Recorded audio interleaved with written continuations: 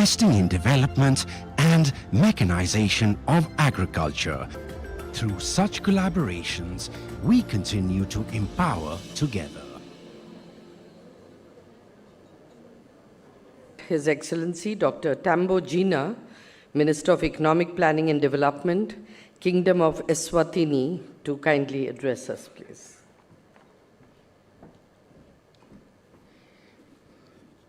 Thank you very much, Moderator. Honorable Minister of Commerce and Industry, Food and Public Distribution and Textiles for the Government of India. Honorable Ministers, distinguished participants in this meeting. I would like to state from the onset that this being my first participation in this conclave, I have a takeaway that I'm going back to Eswatini with. And it is that in the past, with development partners, they were called donor community. They were content to partner with poverty, take away our resources, and that was the relationship, that extractive one that we had. India is demonstrating the desire to transform our economies and establish relations with Africa that are mutual, beneficial, and we'll have partners trading as partners, not merely hewers of food and throwers of water. I thank very much the organizers, CII, and the EXIM Bank of India for inviting Eswatini to participate here. I will say a few things about Eswatini. However, this is a summary of what I'm going to say. Eswatini is a very small country with a small population, but our trading relations are such that if you invest in that country, you have a market of billions of people, because we are enemy to none, friend to all. The Kingdom of Eswatini is a landlocked country bordered in the northwest and south by the Republic of South Africa and by Mozambique in the east. We are a lower middle income country. The direction that we are taking shows that the lower will be dropped very soon. Will simply be a middle income country. For Eswatini, trade is a means to achieve economic growth, economic and export diversification, and equitable prosperity.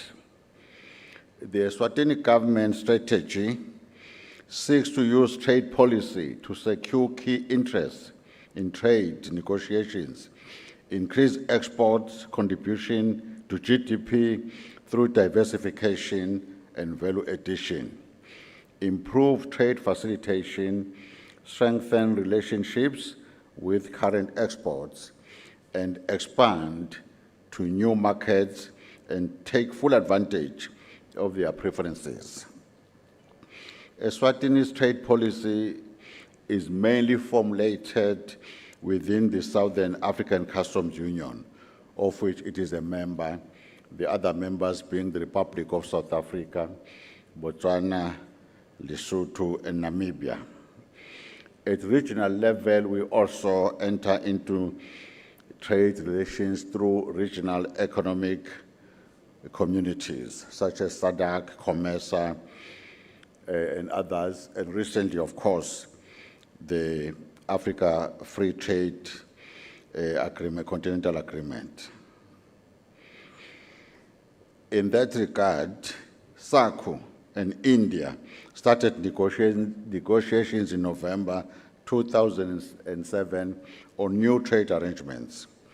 The two sides signed a memorandum of understanding for negotiating a preferential trade agreement This MOU sets out the parameters for negotiations. Article 3 of the agreement outlines the aim as to negotiate a PTA that provides for the exchange of tariffs, concessions on a selected list of products of interest to both sides, other cooperation activities as agreed upon by the parties based on the principle of reciprocity and taking into account the special considerations of least developed and small and vulnerable economies. The main products that Eswatini imports from India are packaged medicaments, refined petroleum, and rice. Major exported items from India to SACU, of which Eswatini is a member, include mineral oils, products, bituminous substances, and mineral waxes, followed by vehicles and parts. There are no restrictions in terms of foreign ownership, investments in the Kingdom of Eswatini. Areas of investment potential for FDI that you can then sell to SADC, to the rest of Africa, and many other countries are in telecommunications, power generation, which has a potential to sell to SADC.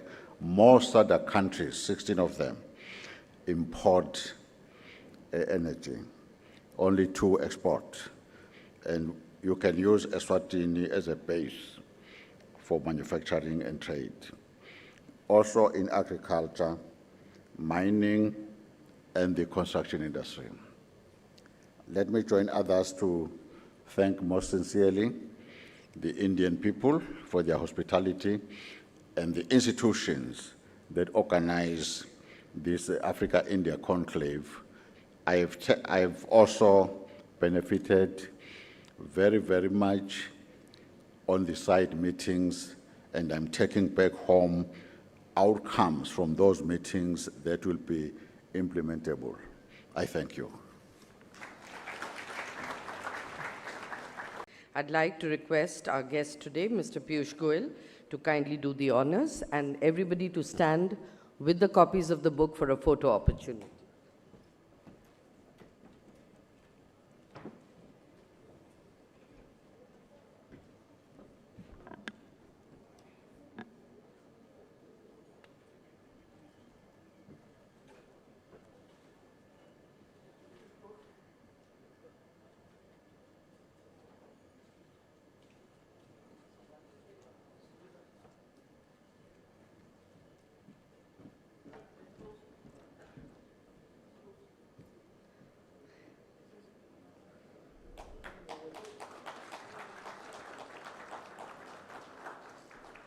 And that is the CI report on India-Africa trade, scaling the 200 billion peak.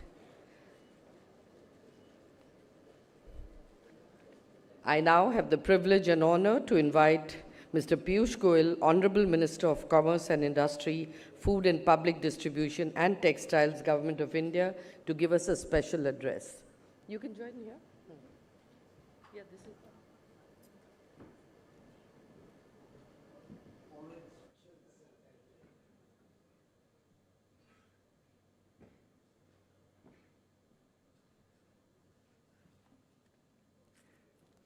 A very, very good afternoon to all the distinguished participants of this very important 18th edition of the CII-EXIM Bank Conclave. Excellencies Dr. Gina, Mr. Madia, Mr. Banda, Mr. Joof, Excellencies of the dais, my very good friend and the President of CII, Mr. Dinesh, the Chairman of the Tata International Limited and Chairman CII Africa Committee, my dear friend Mr. Noel Tata, the pillar of CII and somebody who makes all of us in India proud for his contributions to not only Indian industry, but strengthening our bonds of friendship across the world. The very eminent Mr. Chandrajit Banerjee,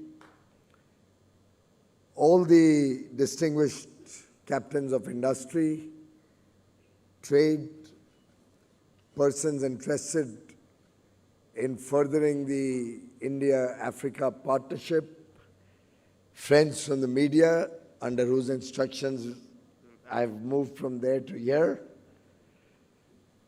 Ladies and gentlemen, it's indeed an honor to be amongst all of you once again in this very, very vital conference, which over the years has blossomed and strengthened the relations between Africa and India.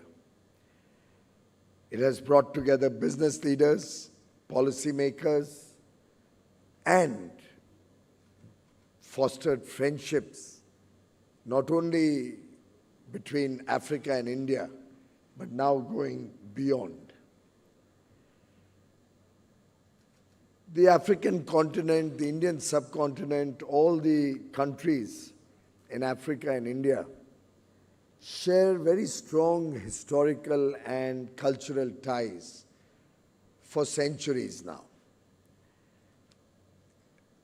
We all share the values of equality and liberty.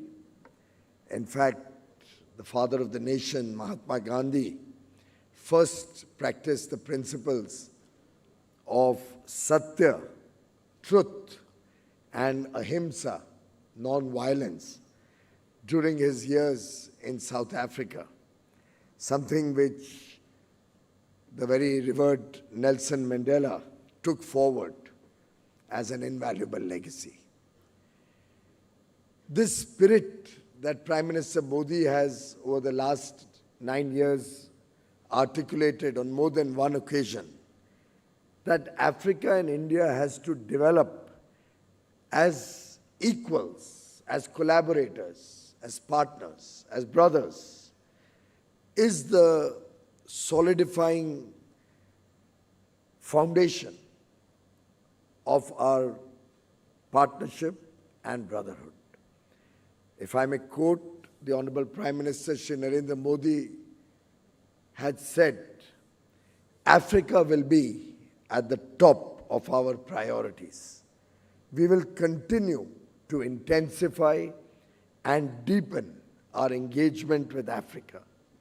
As we have shown, it will be sustained and regular. And therefore, this initiative of CII over the last 18 years to bring together leaders both from politics and business from so many countries at one point of time, regularly, to India, to engage with Indian businesses and find value propositions in this partnership is truly very important. The Government of India, through various initiatives, has been focused on capacity building and training. We have the Indian Technical and Economic Cooperation, the ITEC. We have several lines of credit that the Foreign Ministry runs. Our trade and investments bilaterally are a true testimony to what we have achieved and where the potential is. In fact, more than 1/3 of the world population resides in the African countries and India. We can together fulfill the dreams and aspirations of a very young population in both our regions, because the future belongs to the youth, and this is the century that will help us shape and build the future of the youth of African countries and India, and we can do it together. We have several Pan-Africa projects like the E-Vidya Bharti in education and E-Arogya Bharti in healthcare, which aim to provide free telemed education and also free medical education and consultancy to several African countries. In terms of business, India is the 5th largest investor in Africa. We have about $74 billion of investment, but I can assure you, Indian companies are looking for many more opportunities and would be delighted to partner with our African friends here in helping develop your economies, in helping create jobs in the African countries, in helping the youth of Africa get skilled to contribute to a better and brighter future for your countries.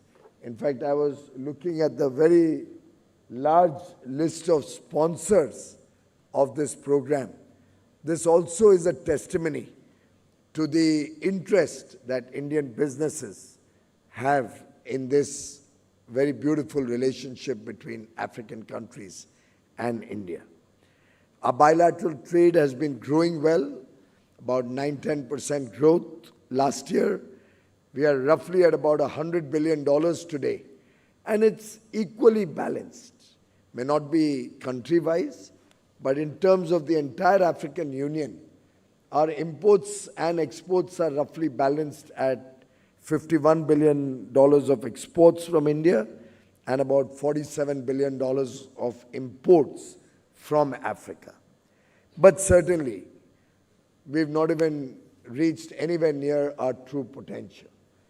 We have kept a very modest target of $200 billion by 2030. Chandrajit seems to be worried, and rightly so. 200 is not something, Chandrajit, that really reflects the strength of 54 countries in Africa and India. Each one of us, all of us collectively sporting nearly 3 billion people. Both of us having the advantage of the demographic dividend, young population, aspirational, looking for a better quality of life, looking for all the good things that they see on their internet or on their television screen today that other parts of the world are enjoying. And therefore, I do believe that while I'm very delighted that you've come up with this India-Africa trade report to scale the $200 billion peak, I would also urge friends both from the political, the diplomatic and the economic world to relook at where the potential is. We must have a look at what are the products that India imports from other parts of the world and see whether our African brothers and sisters can help us source that from Africa. We must examine what are the areas of imports of our African friends from other parts of the world and whether Indian companies can help them at lower costs, at more affordable prices to get goods of very high quality. I think a deep dive into this potential is called for, and I would urge a small group of subject experts, a small group of persons interested in developing this partnership further.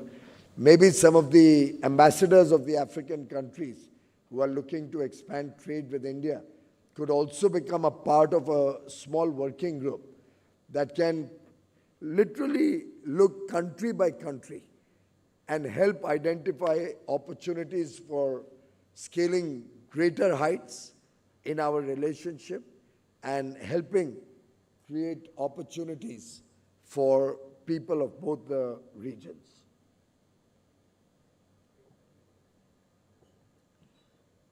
I recently had an engagement with about 15 ambassadors from several African countries. It was a free-flowing discussion where we exchanged ideas on what could be done together. And I came back very excited at the potential of furthering this relationship. In fact, India already has given 27 of the African nations the benefit of duty-free tariff preference on a non-reciprocal basis. But we would love to also explore the potential of working for greater agreements or better agreements, partnerships in terms of maybe a free trade agreement or comprehensive economic partnerships between the African Continental Free Trade Agreement grouping and India. We are already in discussion with the South African Customs Union for a preferential trade agreement. We are open for trade agreements with the South African Customs Union, with the Common Market for Eastern and Southern Africa, and with the Economic Community of West African States. Friends, India is the voice of the global South. We wish to work with each one of you to help articulate your concerns, your issues, and take them up in multilateral forums and other areas where India represents all of you, friends. We recently had the summit, the Global South Summit, where over 100 nations participated. And I do believe that working together, we can protect the interests of each other and create a powerful voice that will be heard, that will be respected, and that can influence the geopolitics of the world to particularly take care of the less developed countries, the emerging markets, developing nations, and ensure more equitable and inclusive growth of different regions, different countries. Whenever there was any need, whenever there was a problem like we had in the COVID pandemic, India has always been ready and willing to support our African brothers and sisters in the true spirit of Vasudhaiva Kutumbakam. The world is one family, as is articulated in our G20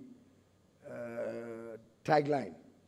And I do believe that even during the COVID pandemic, many African countries were provided with free medicines, with free vaccines, other equipment, and I can assure all the friends gathered here today that India will always continue to be your friend in need, your friend indeed.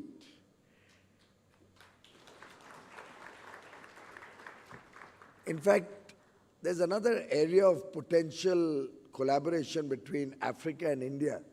It's in the area of renewable energy, sustainability, and particularly the vision that Honorable Prime Minister Modi had articulated of one world, one grid.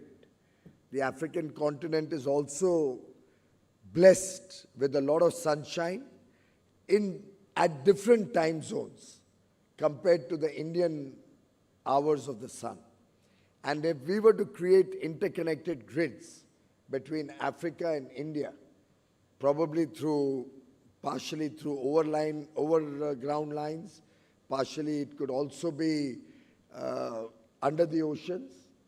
And if we could transmit clean energy, renewable energy from Africa to India, particularly during our peak hours, and from India to Africa in our non-peak hours, I think we could truly revolutionize the way the world addresses the problems of climate change.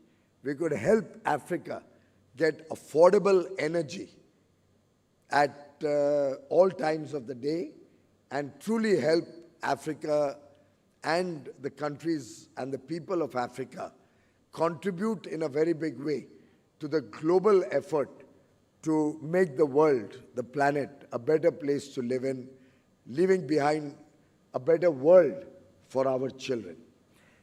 Let's see how we can work together, possibly under the aegis of the International Solar Alliance, where over 20 African countries are already members. And we could possibly, again, create a small working group under ISA, where CII could take the lead, get some of the renewable energy experts and prominent players and work both with Africa and with the Indian businesses. Also looking at newer areas like green hydrogen, electric vehicles, where we could help Africa and the people of Africa. We strongly believe in India that Africa's rise globally is an absolute necessity in the present times, and we are open for every collaboration to take this further forward in a fast-track manner. We have also other offerings to give, like the startup revolution in India that has truly given new opportunities and new vistas for growth for our young boys and girls, coming up with innovative ideas, helping ease of doing business, helping ease of living. We can also partner with Africa through our very innovative work and transformational work in the digital infrastructure space. And we'd like to offer to our African brothers and sisters our digital public infrastructure, like the UPI, the India Stack, our CoWIN app on healthcare, our One Nation, One Ration Card, for which helps connect all the fair price shops, giving out free food grains to the poor and lower middle class families. We can work to develop the open network for digital commerce to help democratize e-commerce in the African continent, so that your own local people and entrepreneurs don't lose out on the opportunities of e-commerce. Your small retailers, the mom and pop stores, don't get wiped out, but actually can become an integrated part of taking e-commerce to every citizen of the African countries. So much we can do, my friends, together, working as knowledge partners, playing a transformative role in educating, skilling, training the people of Africa. Our IITs, our IIMs could also be considered for setting up campuses in Africa. Some of our very eminent private universities and colleges would also be happy to support any initiative with the support of local African companies. Sky is the limit. I mean, since Dinesh is here, I can say in terms of logistics, India can also help you both on the technological end, developing better port infrastructure and domestic railway lines, highways.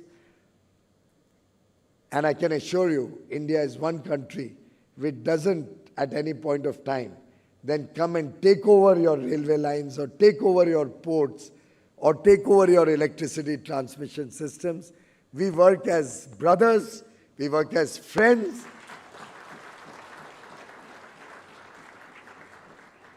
And India has never in its history had an expansionist attitude or an approach to go and capture other territories or capture other economies.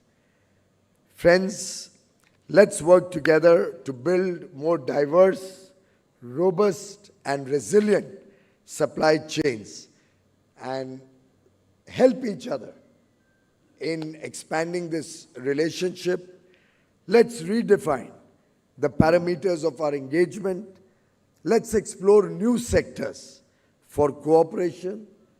We, of course, are cooperating on food security, on manufacturing, we can work now on research and development in a bigger way, going beyond tourism, which has traditionally kept us connected. And let's see how we can help African countries also become a part of the global sustainability revolution. We would like to renew our commitment to our brothers and sisters of the African countries to deepen trade, knowledge, and technology transfer. Friends, let's re-energize our relationship. Let's remove every barrier, whether to trade or in the mind.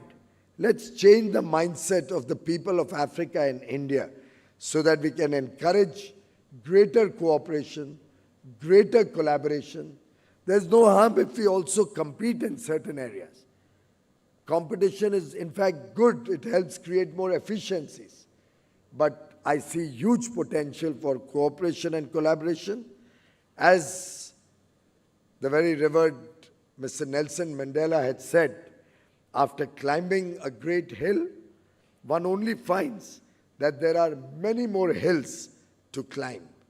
I think this CII initiative is a great progressive movement which only shows us that there's so much more potential going forward. Let's continue to nurture this relationship. Let's all of us come together. Let's all of us work together. Let's all of us grow together for a better and prosperous Africa, for a better and prosperous India. Thank you very much, friends.